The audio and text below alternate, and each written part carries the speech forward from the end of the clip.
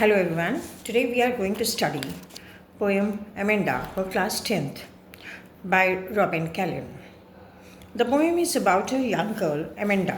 She is nagged constantly by her mother and instructed to do one thing or another. She gets irritated. At your age also, when the elders try to correct any habit of yours, you get irritated. Na? In the first stanza, her mother says, "Do not bite your knees, Amanda. Do not hunch your shoulders, Amanda. Stop that slouching and sit up straight, Amanda."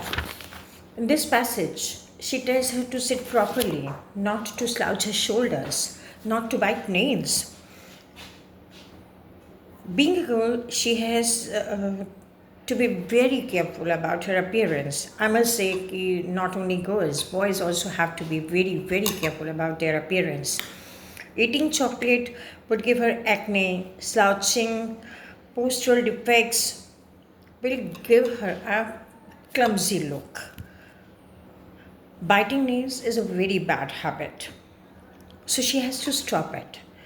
But she does not like her mother's again and again stopping her and telling her not to do all these things. And she in herself thinks to be a mermaid. वो मन में एक मत्स्य कन्या mermaid बन जाना चाहती है. She wants कि वो उस बड़े से सी में अकेली हो, वहाँ कोई नैप करने वाला ना हो, उसे कोई तंग ना करे, क्योंकि मरमेड जो है वो अपना एक एरिया डेवलप करती है जिसके अंदर वो सिर्फ उसी को आने देती है जिसको वो आने दे, अदरवाइज़ पसंद करे, अदरवाइज़ वो किसी को आने नहीं देती. तो she does not want to listen to her mother. She wants to be mermaid, to live alone in a very vast sea. In the second stanza, when her mother tells her to clean up her room, to polish her shoes, she becomes angry again. She wants to be an orphan, roaming in the streets. She would pattern soft dust with her hushed bare feet. Silence is golden and freedom is sweet. तो उसकी mother उससे कहती हैं कि आपको अपना कमरा साफ़ करना चाहिए, अपने शूज़ आपने साफ़ नहीं किए. तो she wants to be an orphan, एक अनाथ बन जाना चाहती है. अनाथ बच्चे के पास जूते नहीं होंगे, उन्हें पॉलिश नहीं करना पड़ेगा. Then she would not have a room to clean it up. She is just a kid. वो चाहती है कि वो अनाथ हो जाए, और ऐसा हो जाए तो वो कहीं भी घूमती रहेगी, कमरा नहीं होगा, साफ़ नहीं करना पड़ेगा, शूज़ नहीं होंगे, वो अपने नंगे पाँव मिट्टी में थप थप करते घूमेगी. In next stanza, her mother tells her not to eat chocolate. She reminds her that she will get acnes. And in herself, Amanda thinks to be Rapunzel.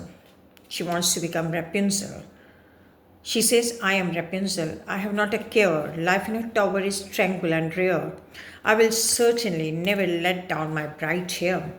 जब उसकी मदर उससे कहती हैं कि तुम फिर एक्ने को अवॉइड कर रही हो, तुम चॉकलेट खा रही हो, तो एक्नेस हो जाएंगे, you have to be very careful. वो अपने मन में सोचती है कि वो रेपेंजल बन जाए. जब वो रेपेंजल बन जाएगी, द प्रिंसेस रेपेंजल, हम सभी उनकी स्टोरी जानते हैं कि वो राजकुमारी एक बड़े से टॉवर में बंद कर दी गई थी, और जब उसकी वो विच मदर आती थी और उसको बुलाती थी तो she had to put down her long hair and that witch mother would climb up the tower with her hair. तो यहाँ वो सोच रही है, काश मैं रेपेंजल होती तो मैं उस बड़े से टॉवर में बंद हो जाती, वहाँ कोई ना होता, मैं अपनी मर्जी करती, और अगर मदर आना भी चाहती तो मैं अपने लॉन्ग हेयर नीचे कभी नहीं डालती जिससे मदर ऊपर आ पाए. She is not ready to understand that her mother is just pinpointing all these things to improve her. Mother says, "Stop that sulking at once, Amanda. You are always so moody, Amanda. Anyone would think I'm nagged at you." Mother उसे remind करती हैं, तुम कोई भी बात नहीं सुनती. देखिए, जब उसने उसको पहले ये कहा कि ऐसे कंधे झुकाकर मत बैठो, सीधी बैठो, तुम्हारी अपीयरेंस पर ध्यान दो, तो वो अनाथ बन जा, तो वो उनकी तरफ ध्यान नहीं देना चाहती, मरमेड बन जाना चाहती है. कि वहाँ कोई ना हो, वो अपनी मर्ज़ी से ज़िंदा रहे। फिर जब उसे समझाती हैं कि उसको अपना रूम साफ़ करना है, अपने शूज़ पॉलिश करने हैं, तो वो ऑर्फन हो जाना चाहती है, अनाथ बन जाना चाहती है। कमरा ही ना हो, साफ़ ना करना पड़े, शूज़ ही ना हो कि पॉलिश करने पड़े।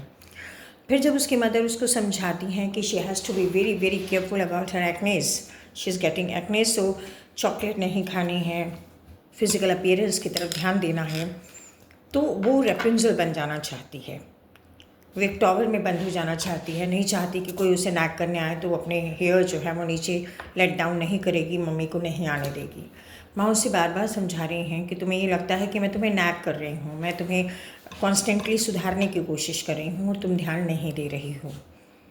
देखिए, यहाँ एमेंडा जो एक टीनेजर है, उसकी एक मेंटल स्टेटस को दिखाया गया है। वो आज़ाद होना चाहती है, वो नहीं चाहती कि कोई उसे रोकने की कोशिश करे।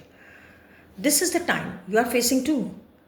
एक 10th क्लास के बच्चे की मेंटल स्टेट हो सकती है, क्योंकि बहुत बार पेरेंट्स ये कहते हैं you have grown up, behave like grown up people, और कभी कभी कहते हैं you have not grown up so big, behave like a child.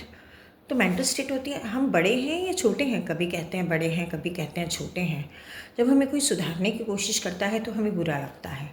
तो हमें इस बात को समझ लेना चाहिए कि when the elders tell us to improve something, that is for our benefit. We must take good care.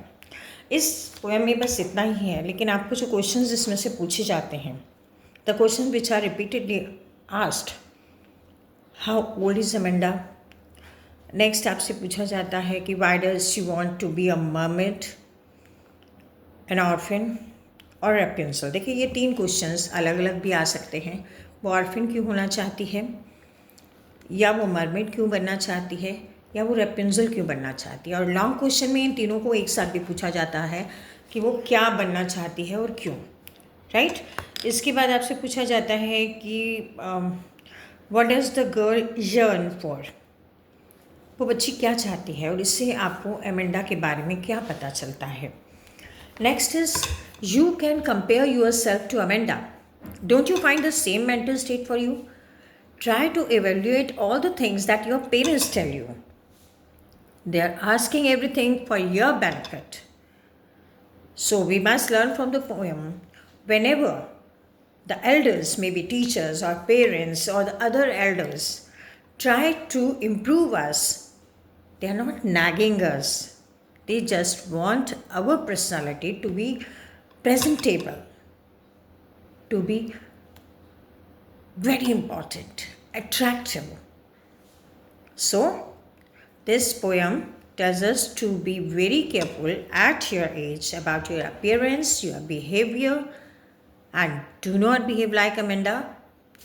Try to be good students, good children, and learn what the elders want you to do. That's all from the poem. I repeat, questions जो इसमें से ज़्यादातर पूछे जाते हैं कि आपको लगता है उसकी मदर उसको नैग कर रही हैं, what is the expected age of Amanda, why does Amanda want to become an orphan, why does she want to become a Rapunzel, and why does she want to become mermaid। ये 3 अलग questions भी आ सकते हैं और एक question भी आ सकता है। नेक्स्ट, आपको मॉरल क्या मिलता है, ये पोएम आपको क्या मॉरल देती है वो भी आपको बताना है। And in the and I would say don't be moody like Amanda.